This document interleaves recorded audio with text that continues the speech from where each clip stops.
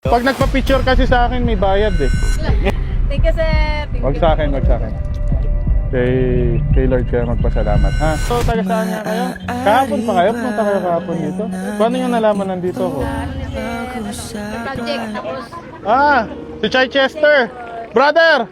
At tinanong ko sila kung paano nilang nalaman nandito ako kasi hindi ako nagpo-post na nandito ako. Ang sabi nila, nakita daw nila sa live mo. Kaya napunta sila dito. Naapektuhan kayo ng lindol. yes, sir. Kamusta kayo? Kayo mismo, kayong pamilya, kamusta kayo?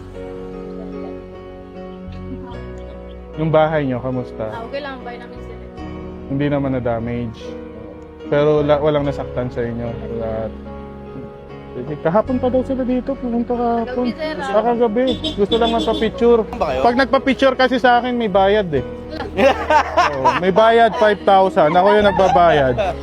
Ako yung nagbabayad ng 5,000. Pag nagpa-picture sa akin.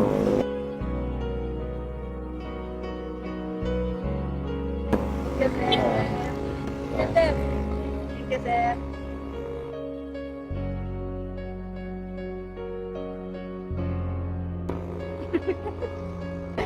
Thank you, sir. Thank Wag you. sa akin, wag sa akin.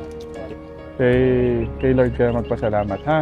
Grabe, napaka-rare ng opportunity na makasama natin si Brother Chichester. Masarap lang sa puso, mga boss, na yung mga magkakaparehas ng puso, kasama mo sa advocacy na ginagawa mo, no?